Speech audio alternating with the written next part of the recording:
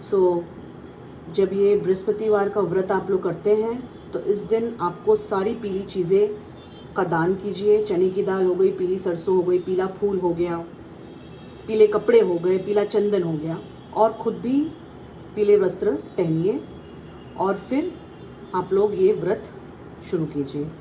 और जब भी आप व्रत करते हैं, शाम को पूजा प्रार्थना करते हैं बृहस्पति भगवान की, सारे भगवानों की, तो ज़रूर उनको ये कथा ज़रूर सुने और सुनाएं लोगों को। अगर आप लोग पूजा के साथ साथ ये कथा करते हैं तो ये व्रत का आपको और अच्छा फल मिलता है। धन और पुत्र का लाभ होता है। इस व्रत में केले का पूजन भी किया जाता है। अब केले का पूजन बहुत लोग सुबह भी करते हैं, शाम को भी करते हैं, बट मुझे लगता है कि केले का पूजन जो है वो हमेशा सुबह ही करना चाहिए। शाम के समय उसमें जल नहीं चढ़ाना चाहिए। मगर हाँ, अगर आप लोग को सुबह टाइम नहीं है तो शाम को जाके आप दिया जला सकते हैं केले के झाड़ में। सो केले का जो झाड़ होता है, या आपके पास अगर नहीं है, आप नज़दीक में कहीं मंदिर के पास अगर है तो आप वहाँ जाके उनकी पूजा कर सकते हैं। बहुत बड़ा महत्व है उस चीज़ का। बृहस्पति भगवान के व्रत के दिन केले की पूजा करने का बहुत बड़ा महत्व है। स्त्रियों के लिए यह व्रत बहुत ही भाग्यशाली और प्रचलित व्रत है। तो शुरू करते हैं कथा। बहुत ज़्यादा लंबा नहीं करेंगे बातों में। अब व्रत कथा, बृहस्पतिवार व्रत कथा शुरू हो रहा है। जय बृहस्पति भगवान की जय हो।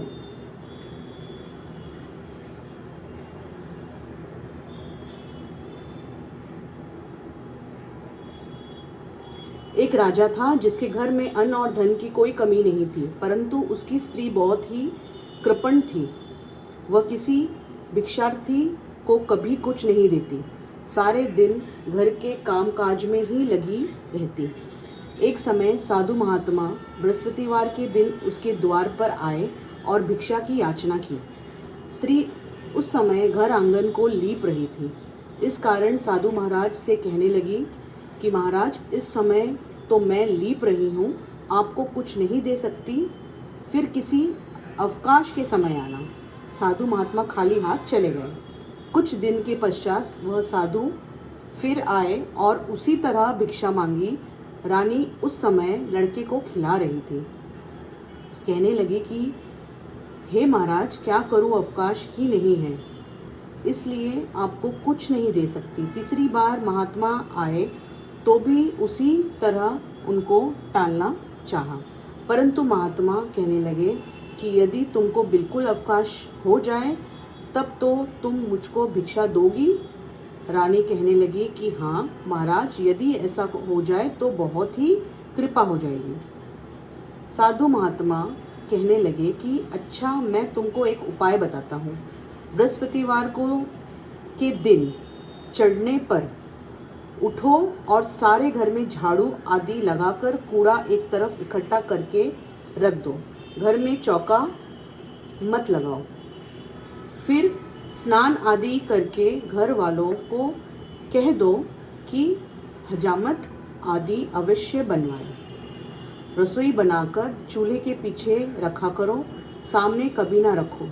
सायकाल को बहुत अंधेरा होने के पश्चात दीपक जलाया करो, तथा बृहस्पतिवार को पीले वस्त्र कभी मत दान करना, उसे धारण करो। ना ही पीले रंग की चीज़ों को पीले रंग की चीज़ों का भोजन करो। अच्छा, वो जानबूझ के उनको सब ऐसी चीज़ें बता रहे थे जो कि बृहस्पतिवार को करना चाहिए, और ये बोल रहे थे कि मत करो। सब उल्टी चीज़ें बता रहे थे उनको। यदि ऐसा करोगी तो तुमको घर का कोई काम नहीं करना पड़ेगा। उन्होंने क्या क्या बताया? सायकाल को बहुत ज़्यादा अंधेरा होने के पश्चात दीपक जलाया नहीं, तथा बृहस्पतिवार को पीले वस्त्र कभी मत धारण करो, जबकि करना चाहिए। न ही पीले रंग की चीज़ों का भोजन करो। यदि ऐसा करोगी तो तुमको घर का कोई काम नहीं करना पड़ेगा। रानी ने ऐसा ही कर लिया। ठीक है। बृहस्पतिवार को खूब दिन चढ़ने पर झाड़ू आदि लगाकर कूड़े को एक तरफ इकट्ठा कर दिया। पुरुषों ने भी हजामत आदि बनवाई। अब बृहस्पतिवार के दिन हजामत नहीं करना चाहिए, मतलब शेविंग और ये सब चीज़ें नहीं करनी चाहिए, मगर यहाँ पे इन्होंने इनको बोला जानबूझ के कि सब गलत चीज़ें करें, और वो सुन के सब कुछ गलत करने लगे। भोजन बनाने के पश्चात चूल्हे के पीछे रख दिया। उसके पश्चात वह सब बृहस्पतिवारों को ऐसा ही करने लगे। अब कुछ दिन के बाद उसके घर में खाने तक को दाना नहीं रहा और भोजन के लिए दोनों समय तरसने लगे, क्योंकि उन्होंने सारे गलत काम किए। राजा रानी से कहने लगा कि रानी, तुम यहाँ पर रहो, मैं दूसरे देश को जाऊँ, क्योंकि यहाँ पर मुझे सभी मनुष्य जानते हैं, इसलिए कोई कार्य भी नहीं कर सकता। देश चोरी परदेश भी बराबर है। ऐसा कहकर राजा परदेश चला गया और रानी यहाँ रह गई। वहाँ जंगल में जाता और लकड़ी काट कर लाता था, शहर में बेचता। बेचारा राजा वहाँ जाके इतनी मेहनत करके सब करने लगा। इस प्रकार जीवन व्यतीत करने लगा। राजा के घर रानी और दासी दुखी रहने लगी। किसी दिन भोजन मिलता, किसी दिन नहीं मिलता, और किसी दिन पानी पीकर रह जाते। एक बार जब रानी और दासी को 7 रोज बिना भोजन के व्यतीत हो जाए, तो रानी ने अपनी दासी से कहा, हे दासी, 7 दिन हो गया हमने भोजन नहीं किया। यहाँ पास के नगर में मेरी बहन रहती है, वह बड़ी धनवान है, इस कारण तू उसके पास जा और वहाँ से 5 सेर बेजर ला, जिससे कुछ समय के लिए गुजर हो जाएगी। इस प्रकार रानी की आज्ञा मानकर दासी उसकी बहन के पास गई। उस समय रानी की बहन पूजा कर रही थी, क्योंकि उस रोज बृहस्पतिवार था। जब दासी ने रानी की बहन को देखा तो वह बोली, हे रानी, मुझे तुम्हारी बहन ने भेजा है, मेरे लिए 5 सेर बेजर दे दो। इस प्रकार दासी ने कई बार कहा, परंतु रानी ने कुछ उत्तर नहीं दिया, क्योंकि वह उस समय बृहस्पतिवार के व्रत में बिजी थी कि तथा सुन रही थी। इस प्रकार जब बांदी को किसी प्रकार का उत्तर नहीं मिला, तब वो बहुत दुखी होके और क्रोध भी हुई और वापस लौट आई। अपने गांव में रानी के पास आकर बोली, हे रानी, तुम्हारी बहन तो बहुत बड़ी आदमीन है, वह छोटे मनुष्य से बात भी नहीं करती। जब मैंने उससे सब कहा तो उसने किसी प्रकार का उत्तर नहीं दिया। रानी बोली कि उसका कोई दोष नहीं है, जब बुरे दिन आते हैं तब कोई सहारा नहीं देता। अच्छे बुरे का पता आपत्ति काल में ही लगता है। जैसी ईश्वर की इच्छा होगी वह होगा। यह सब हमारे भाग्य का दोष है। उसने सब अभी भाग्य का दोष देके ईश्वर के ऊपर डाल दिया, अपना उन्होंने कर्म नहीं देखा। उधर उस रानी ने देखा कि मेरी बहन की दासी आई थी, परंतु मैं उससे कुछ नहीं बोली, इससे वह बहुत दुखी हुई होगी। यह सोचकर कहानी को सुनकर और विष्णु भगवान का पूजन समाप्त करके वह अपनी बहन के घर चली गई और जाकर अपनी बहन से कहने लगी, हे बहन, मैं बृहस्पतिवार का व्रत कर रही थी, तुम्हारी दासी आई थी, परंतु मैं तब कथा में थी, इसलिए मैं उनसे बात नहीं कर पाई। और जब कथा करते हैं तब तक न उठते हैं जब तक कथा खत्म ना हो, और न बोलते हैं, इसलिए मैं न बोली। कोई कहो दासी क्यों गई थी? रानी बोली, बहन, हमारे घर अनाज नहीं था, वैसे तुमसे कोई बात छिपी नहीं है, इस कारण मैंने दासी को तुम्हारे पास 5 सेर बेजर लेने को भेजा था। रानी बोली, बहन देखो, बृहस्पति भगवान सबकी मनोकामना पूर्ण करते हैं, शायद तुम्हारे घर में अनाज रखा हो। इस प्रकार के वचन रानी ने सुने तो वह घर के अंदर गई और वहाँ उसे एक घड़ा बेजर का मिल गया। तब वह रानी और बांदी प्रसन्न हुई और दासी कहने लगी, हे रानी, देखो, वैसे ही हमको भोजन नहीं मिलता, इसलिए हम आज ही व्रत करते हैं। अगर इनसे व्रत की विधि और कथा पूछ ली जाए तो उसे हम भी किया करें। तब उस रानी ने अपनी बहन से पूछा कि बहन, बृहस्पतिवार के व्रत की कथा कैसे करते हैं, क्या है, तथा वह व्रत कैसे करना चाहिए, हमें सब बताइए, हम करेंगे। रानी की बहन ने कहा कि हे बहन, गुरु के व्रत में चना की दाल मुनक्का से विष्णु भगवान का केले की जड़ में पूजन करे, तथा दीपक जलाए, पीला भोजन करे, पीला वस्त्र पहने तथा कहानी सुने। इस प्रकार करने से गुरु भगवान प्रसन्न होते हैं, अन्न पुत्र धन देते हैं, मनोकामना पूर्ण करते हैं। इस प्रकार से रानी और दासी दोनों ने निश्चय कर लिया कि वह बृहस्पति भगवान का पूजन अवश्य करेंगे। 7 रोज बाद जब बृहस्पतिवार आया तो उन्होंने व्रत रखा। घुड़साल में जाकर चना बीन तथा उसकी दाल से केले की जड़ का तथा विष्णु भगवान का पूजन किए। अब पीला भोजन कहाँ से आए? बेचारी बड़ी दुखी हुई, परंतु उन्होंने व्रत किया था, इस कारण गुरु भगवान प्रसन्न हो गए थे और 2 थालों में सुंदर पीला भोजन लेकर आ गए और दासी को देकर बोले, हे दासी, यह तुम्हारे और रानी के लिए भोजन है, तुम दोनों कर लेना। दासी भोजन पाकर बड़ी प्रसन्न हुई और रानी से बोली, भोजन कर लो। रानी को इस विषय में कुछ पता नहीं था, इसलिए वह बोली, अरे दासी, तू ही भोजन कर, क्यों हमारी व्यर्थ में हंसी उड़ाती है। दासी बोली, एक महात्मा भोजन ने दे गया है। रानी कहने लगी, वह भोजन तेरे ही लिए दे गया है, तू ही भोजन कर। दासी कहने लगी, वह महात्मा हम दोनों को 2 थाल दे के गए हैं भोजन का, इसलिए हम और तुम दोनों ही साथ साथ भोजन करेंगे। इस प्रकार रानी और बांदी दोनों ने गुरु भगवान को नमस्कार करके भोजन प्रारंभ किया तथा वह प्रत्येक बृहस्पतिवार को गुरु भगवान का व्रत और विष्णु भगवान का पूजन करने लगी। बृहस्पति भगवान की कृपा से रानी और दासी के पास फिर काफ़ी धन आ गया, तो फिर रानी फिर से वही प्रकार का आलस्य करने लगी। तब दासी बोली, देखो रानी, तुम पहली वाली गलती फिर से कर रही हो। तुम पहले इस प्रकार आलस्य किया करती थी, तुम्हें धन रखने में कष्ट होता था, इस कारण सभी धन नष्ट हो गया। अब पुण्य भगवान की कृपा से धन प्राप्त हुआ है, तो आप फिर से ये गलती या आलस्य मत करो। बड़ी मुसीबतों के बाद हमने यह धन प्राप्त किया है, इसलिए हमें दान पुण्य करना चाहिए तथा भूखे मनुष्य को भोजन कराना चाहिए, प्याऊ लगवाओ, ब्राह्मणों को दान दो, कुआं तालाब बावड़ी आदि का निर्माण कराओ, मंदिर पाठशाला बनवाकर दान दो, कुंवारी कन्याओं का विवाह करवाओ, धन को शुभ कार्य में खर्च करो, जिससे तुम्हारा यश फैलेगा तथा स्वर्ग प्राप्त होगा। जब रानी ने इस प्रकार के कर्म करने लगे आरंभ कर दिया तथा उसका यश फैलने लगा, रानी और दासी विचारने लगी कि न जाने राजा किस प्रकार से होंगे। उनकी कोई खबर नहीं मिली।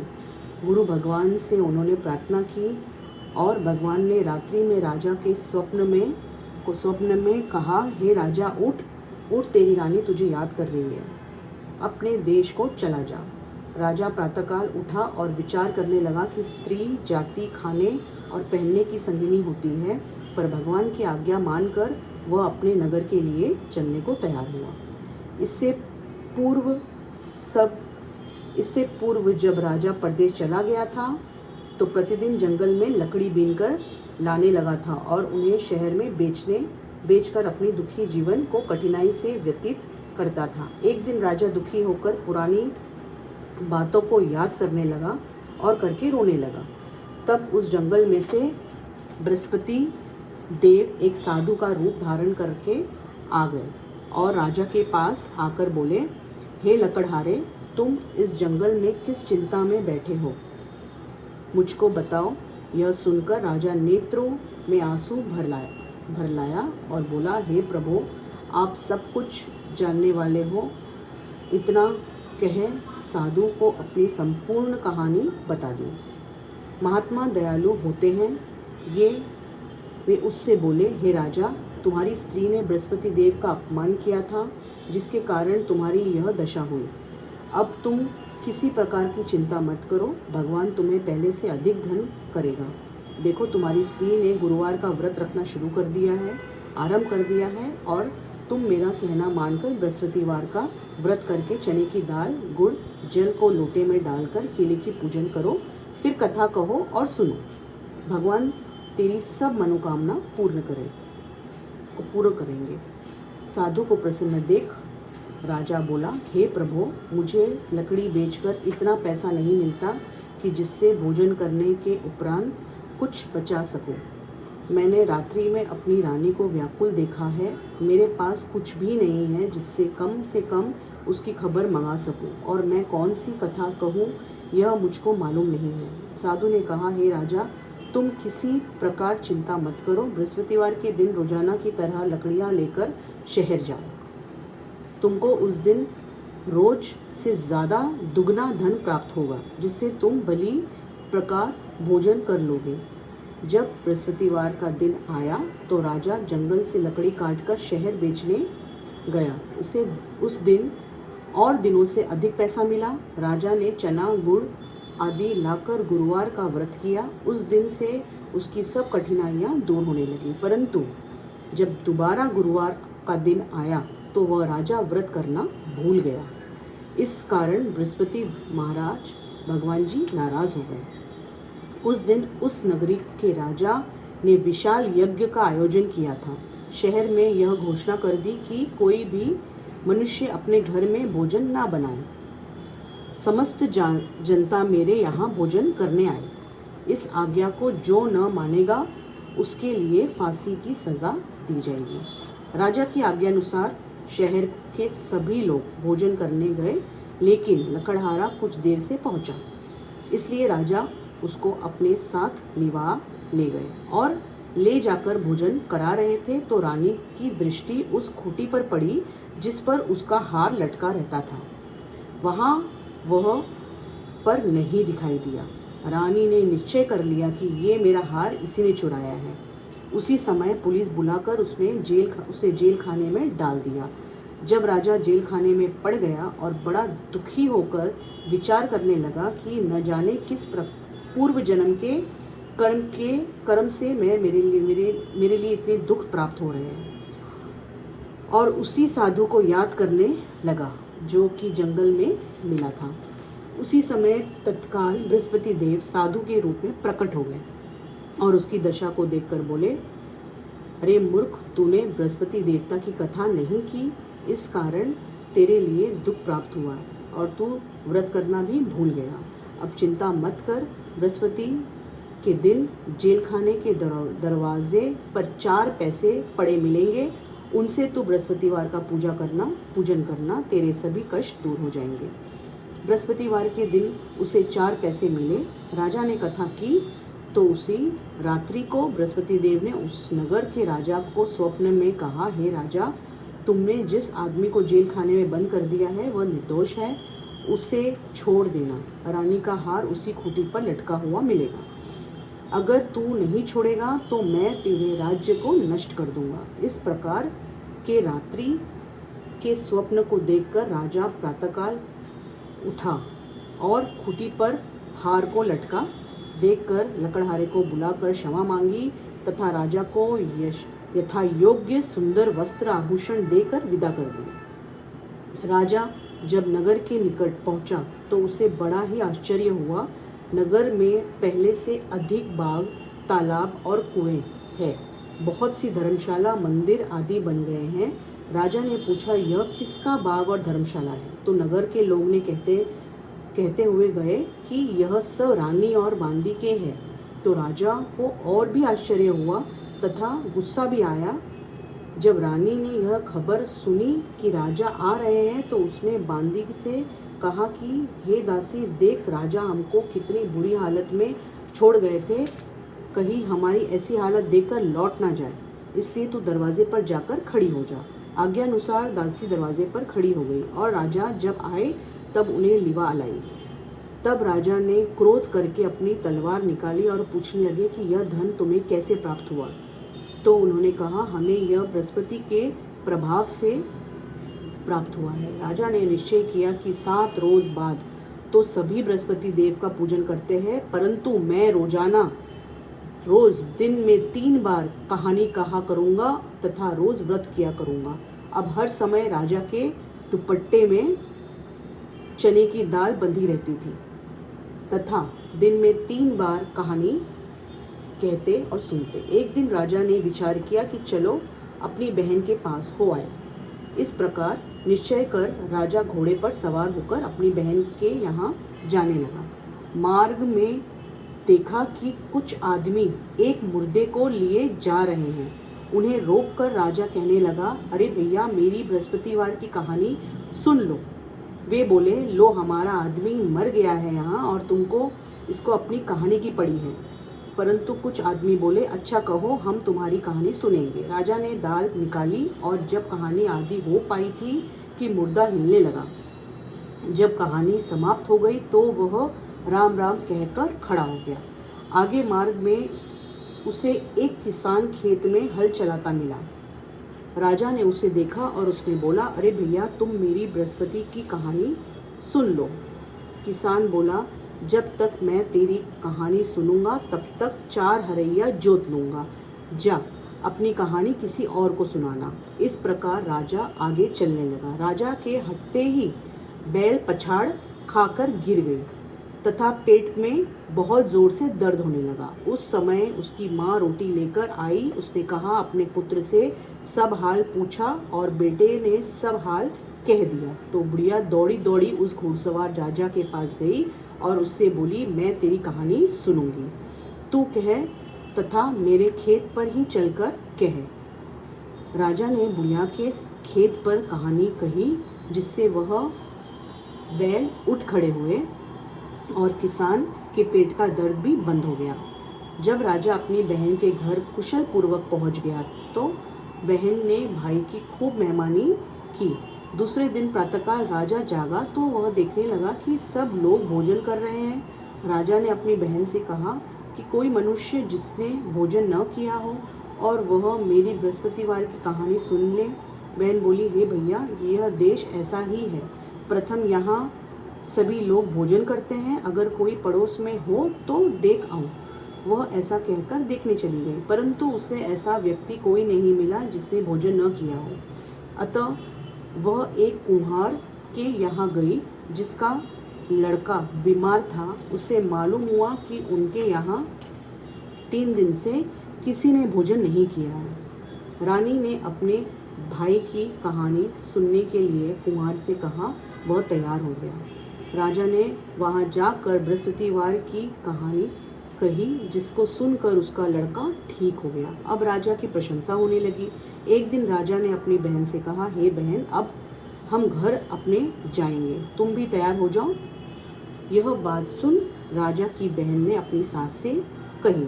सास बोली, हाँ, तू चली जा, परंतु अपने लड़के को मत लेके जाना, क्योंकि तेरे भाई की कोई संतान नहीं है। बहन ने अपने भैया से कहा, हे भैया, मैं तो चलूंगी, परंतु बालक नहीं जाएगा। राजा बोला, जब यह बालक नहीं जाएगा तो तुम ही मेरे साथ घर जाकर क्या करोगी। तब बड़े दुखी मन से राजा अपने घर को लौट आया। राजा ने आकर अपनी रानी से कहा, हम निर्वंशी राजा है, हमारा मुंह देखने का धर्म नहीं है और कुछ भोजन आदि नहीं किया। रानी बोली, हे राजा, बृहस्पति देव ने हमें सब कुछ दिया है, हमें संतान अवश्य देंगे। उसी रात्रि को बृहस्पति देव ने राजा से स्वप्न में कहा, हे राजा, उठ, सभी सोच को त्याग दे, तेरी रानी गर्भ से है। राजा को यह समाचार सुनकर बड़ी खुशी हुई। 9वें महीने में उसके 2 पुत्र पैदा हुए। तब राजा रानी से बोला, हे रानी, स्त्री जाति बिना भोजन के रह सकती है, बिना कहे नहीं रह सकती। जब मेरी बहन आवे तो तुम कुछ न कहना। यह सुन रानी ने हाँ कह दी। जब राजा की बहन ने यह समाचार सुना, वह बड़ी खुश हुई तथा वह बधाई लेकर अपने भाई के यहाँ आई। तभी रानी कहने लगी कि घोड़े चढ़कर तो नहीं आई, गधे चढ़ी आई। राजा की बहन बोली, भाभी, मैं इस प्रकार से न कहती कि तुम्हें संतान कैसे प्राप्त होती। बृहस्पति देव ऐसे ही है, जैसी जिनकी कामनाएं होती है सभी को पूर्ण करते हैं। जो भावना से प्रेम पूर्वक बृहस्पतिवार का व्रत करता है तथा कथा पढ़ता है अथवा सुनता है तथा दूसरों को सुनाता है, बृहस्पति देव उनकी सब मनोकामनाएं पूर्ण करते हैं। सो बोलो बृहस्पति भगवान की जय।